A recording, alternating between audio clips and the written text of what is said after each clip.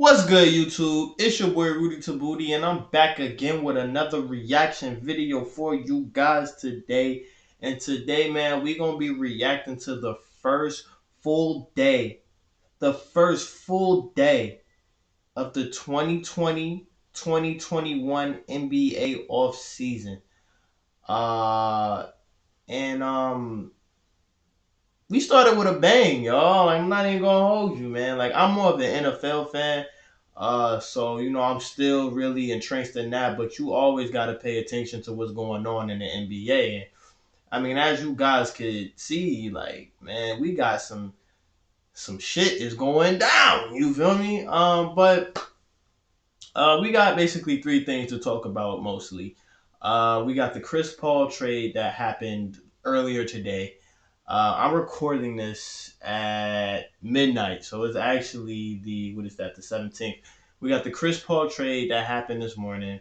We had the Russell Westbrook, James Harden rumors that occurred, and we also had the trade that just went down that I was really surprised about. Jrue Holiday going to the Bucks. We're going to discuss all three of those things, or four if you want to break down Harden and Westbrook in their own category, and just my thoughts on what uh, might happen, what I think might happen, or what I think should happen. You get me? So first things first, and yes, we are on the one, the only Adrian Wojnarowski's page. I mean, this is the guy that I go to for my sports stuff, as long as Shams over at Yahoo Sports.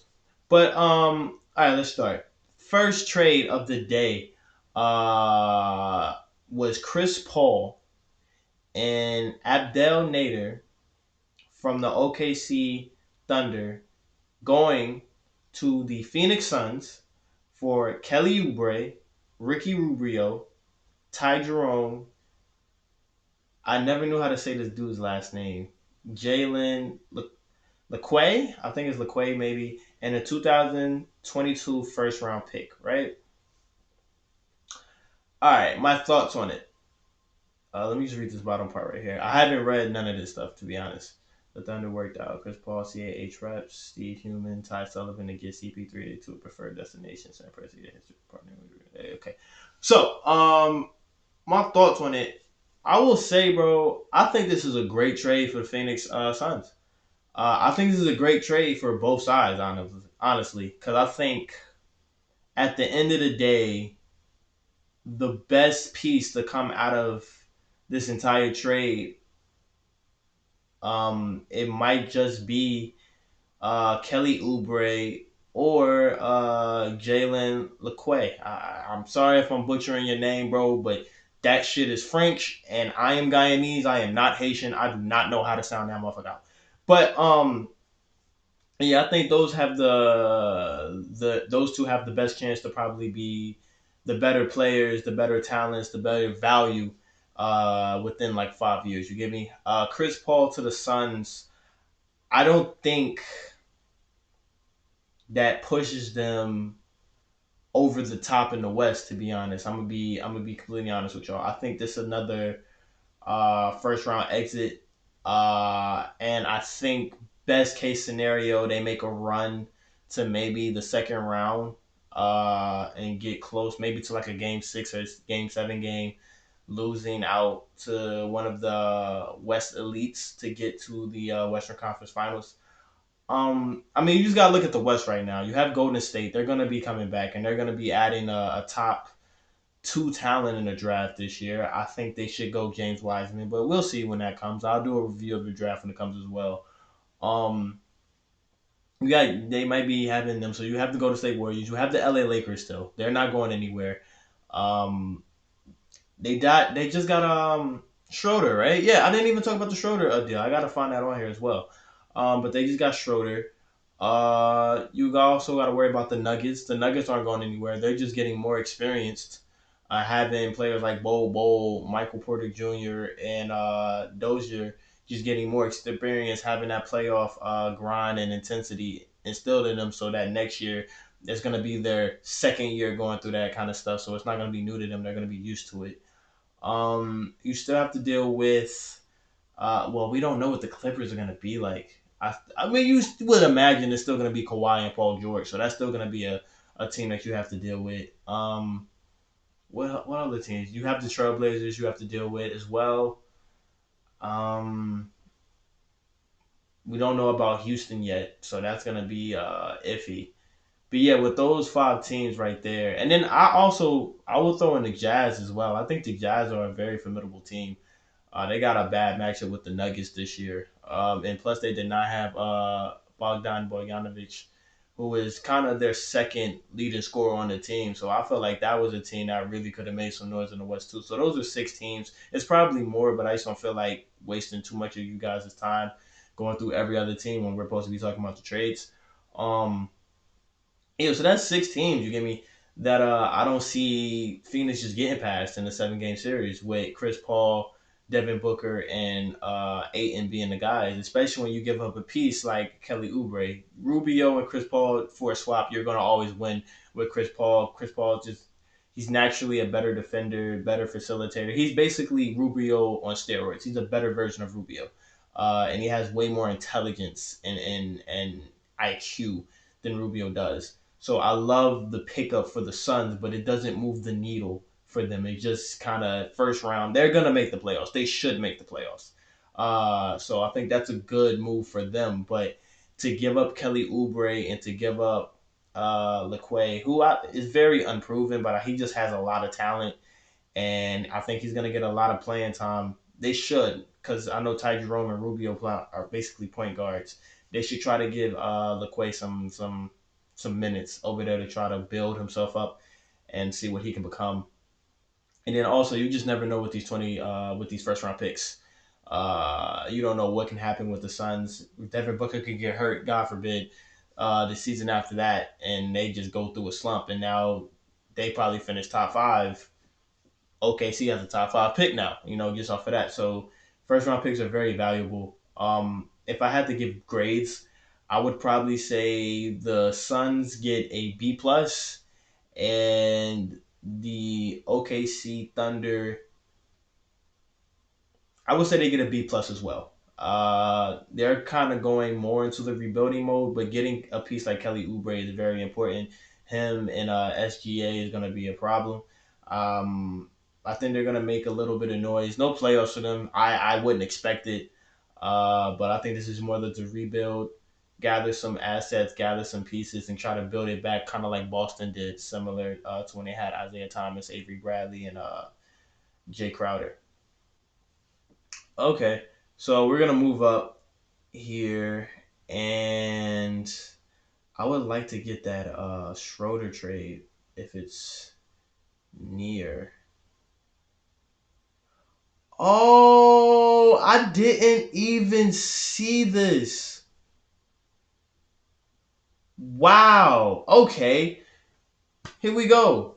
The Blazers are sending Houston the 16th pick in the draft this Wednesday, and Trevor Ariza, and a protected 2021 first round pick to Houston for Robert Covington. Why would they do that?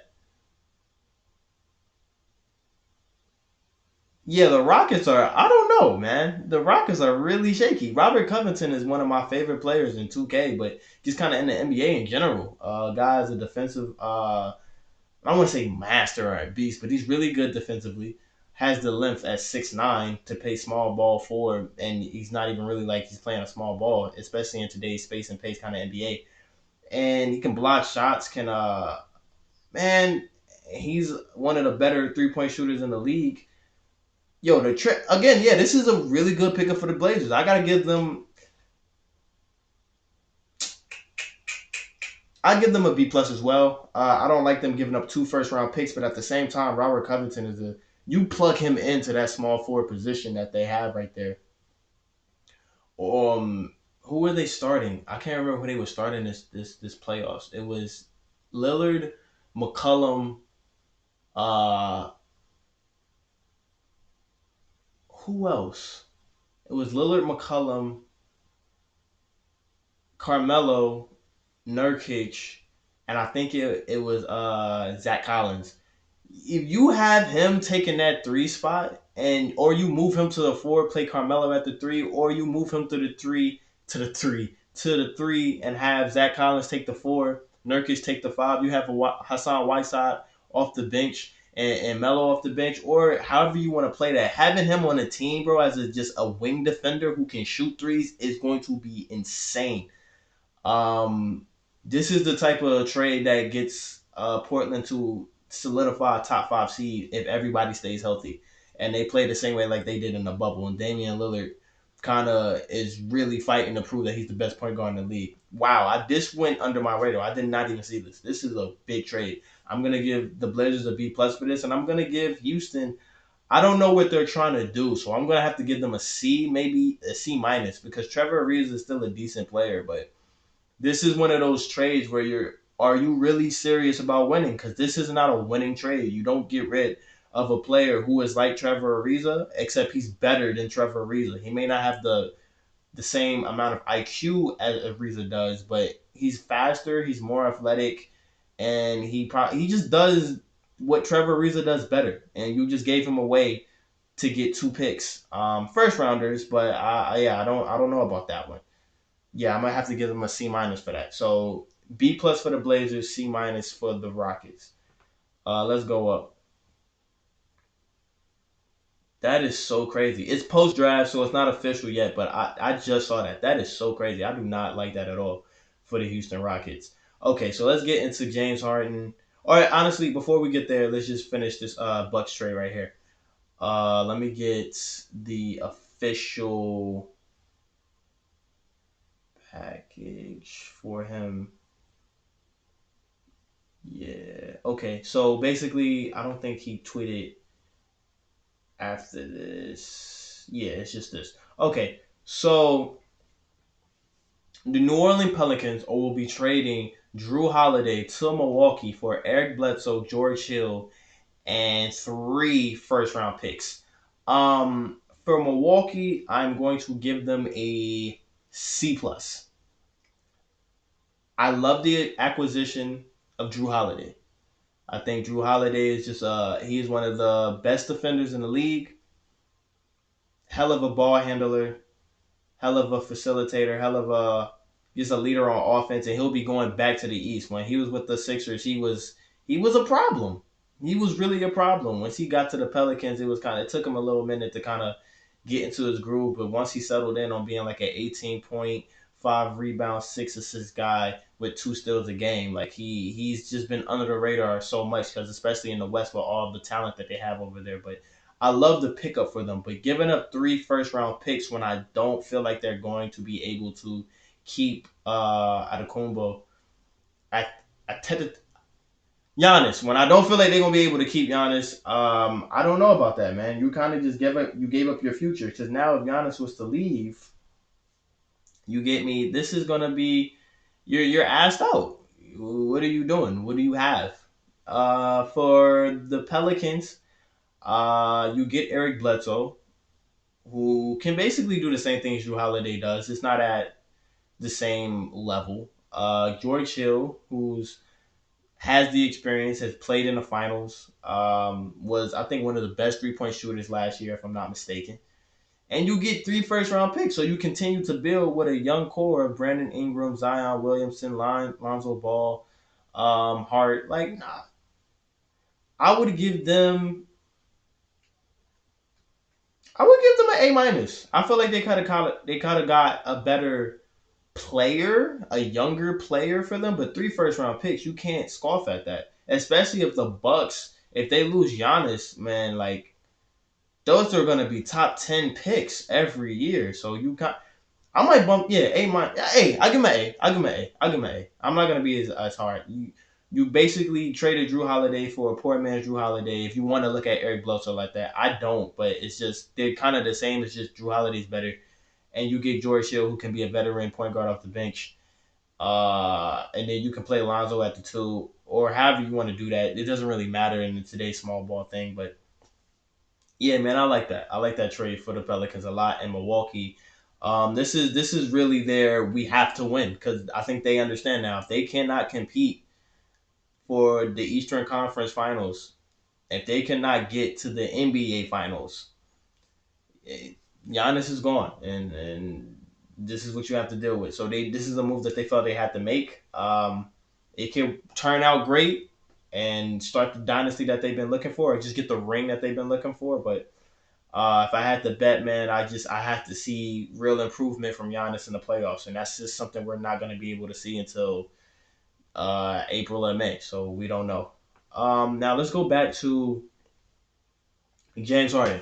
Now, right, I have to say, man, I do not like James Harden going to Brooklyn at all. I don't think he will, because even though Brooklyn does have some pieces that they can give away to Houston, I just don't like that trade. And I don't feel like it will happen. That's just too many ball handlers. Like, that's too many guys who play ISO ball. And I think that's just such a tall task to try to give Steve Nash. Um, No, I just don't see it. I personally don't see it. It'll be a great 2K team. Don't get me wrong. Amazing 2K team, but I just don't see it happening. I think if James Harden was to get traded, it would be to the 76ers, which I think would be perfect.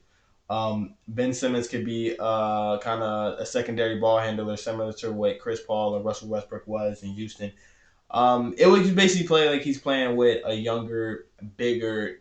I don't want to say as athletic as Russell, not as definitely not as explosive, but I could see Ben Simmons being the premier wing defender along with Tobias Harris. They might have to trade Tobias to get Harden. I haven't looked at potential trades for Harden, but I think if Harden was to go anywhere, Philly, out of the teams that have been mentioned with him, I think Philly would probably be the best one. Him as the outside threat, and that's a crazy. If you have Harden on the perimeter and Embiid down low, that is going to be insane to guard. And I really want Doc Rivers to instill into Joel Embiid to stay his ass on the block. It's fine if you want to go out there and take jump shots, but you should get like 5 to 7 of those a game. If you get in 25 touches, 18 to 20 of them touches should be on the block in the post because they cannot guard you in the post. The reason why Shaq ride and Barkley, they ride and beat so hard is because they know there is probably, you can count on one hand how many people can handle Embiid in the post. So when you have Embiid come out the post and step to the mid range and try to take jumpers like he's Jordan, like that's bailing somebody out, as they said. Like Draymond said, you're bailing him out. That is a win on the defense. If somebody tells you that you let them win by taking a jump shot, you should take your ass in the block and dominate every single time. Make that person work. You should be in there getting easy layups all the time. If you're going to stop me, you're going to have to hard foul me. And that's fine because I can hit these free throws. So you just going to get fouled out and I'm going to keep getting 30, 40 points.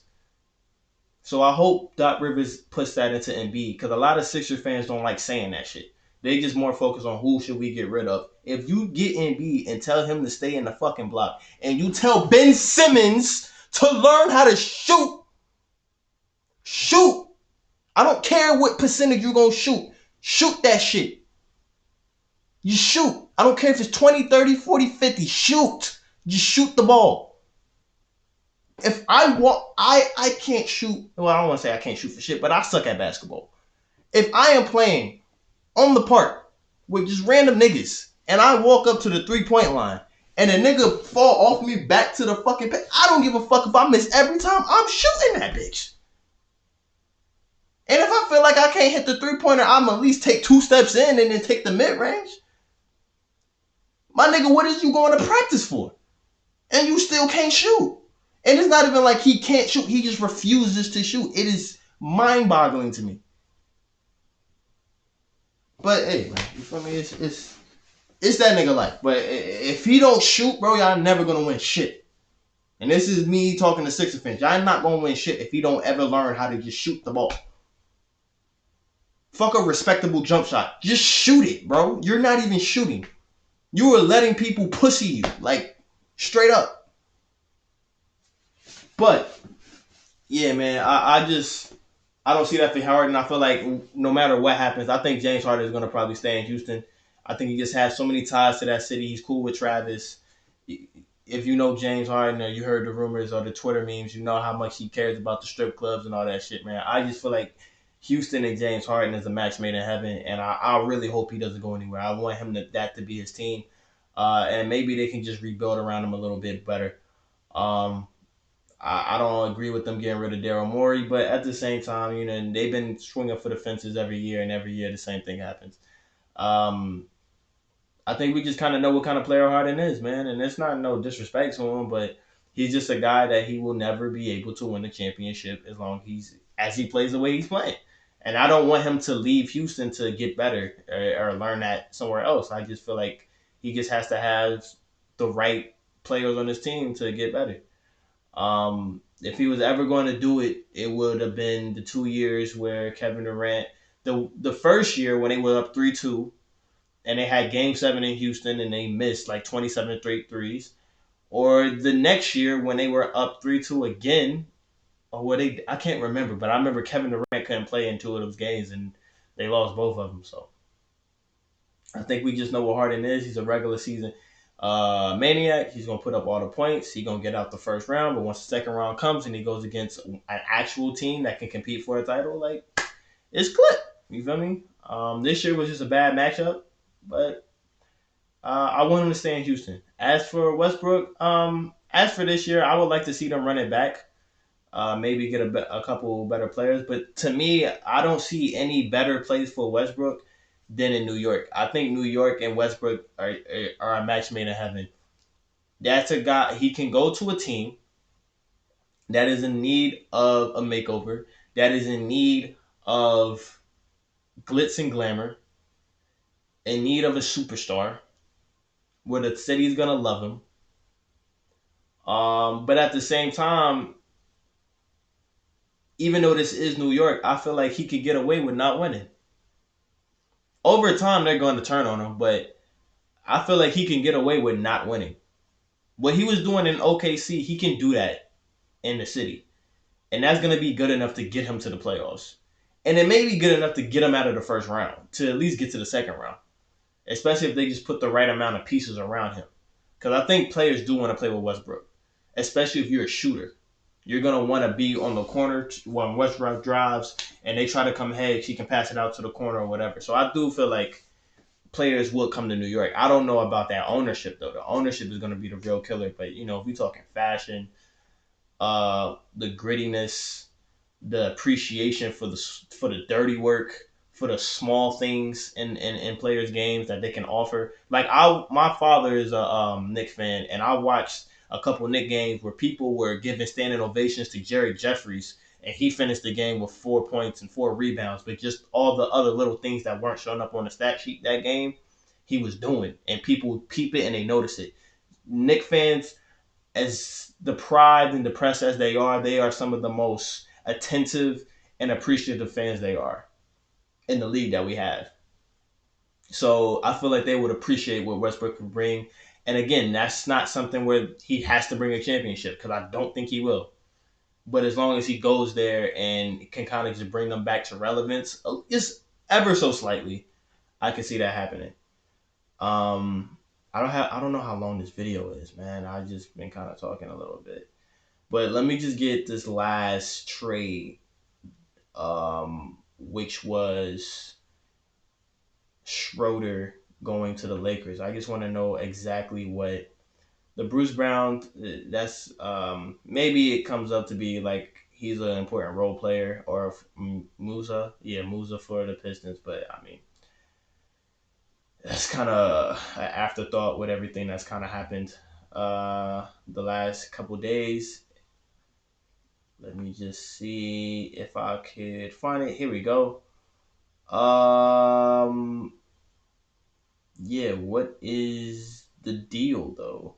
The Lakers have traded Danny Green and a 28th overall pick to OKC for just Dennis Schroder. All right, bet. I love it. I love it for the Lakers, man. I'm gonna give the Lakers an A, and I'm going to give the Oklahoma City Thunder B minus on this one.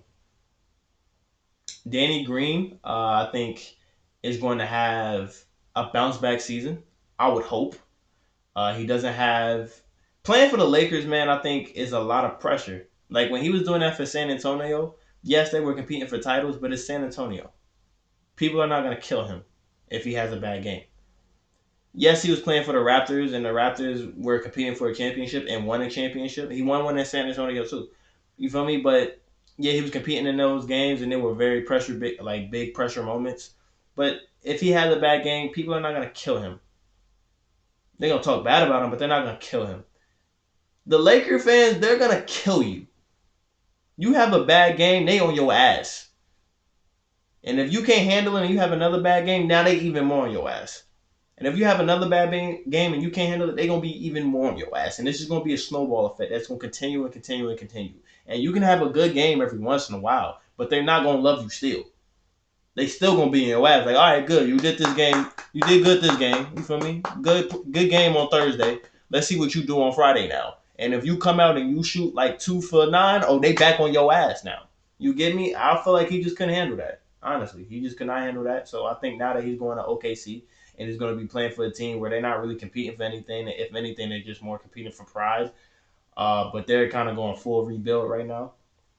I feel like he has a bounce back here and probably is a trade deadline target for some teams that are looking for catch and shoot type players. Maybe like the Knicks if they get Westbrook, or even Milwaukee potentially. But this season definitely was just was like I don't know, like a bullet to the heart.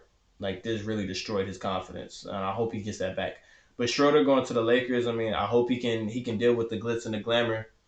Um, I don't know if he's gonna start, but that's a hell of a piece. He can knock down threes, and if it's one thing about Schroder, man, he definitely has the swagger and he definitely has the confidence in himself to know that I can shoot those shots, I can make those shots, and he's gonna look at LeBron and Anthony Davis as like his peers. He's not gonna look at them like, oh, these are the superstars of the team.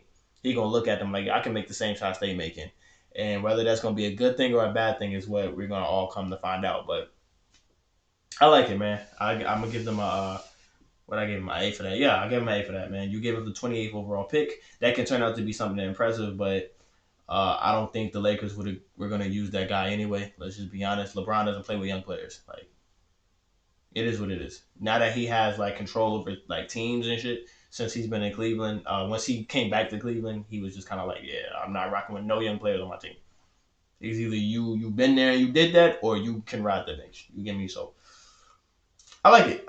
But that seems to be all the trades that have happened in day one of free agency. I'm gonna probably do these more and more as they come. Hopefully, I don't know how long this video is. Hopefully, it's not that long. As you can see, I'm more reserved because I'm talking about my sports shit. If it's highlights and I'm out here, but for the most part, I'm just gonna be chilling when I talk about these kind of things, unless it's something that triggers in me.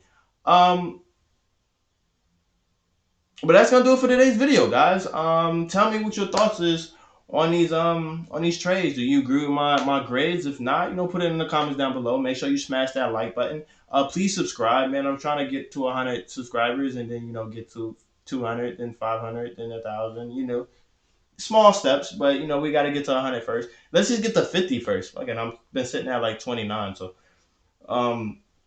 please subscribe. Turn on your notifications if you want to, so you can be the first person to see my videos. But I'm more focused on the subscribers right now. And yeah, man, share it. Share it with your friends, bro. Let me see what they think. And tell them to come over here and we could all discuss this shit together. But until next time, you already know what time it is. Peace.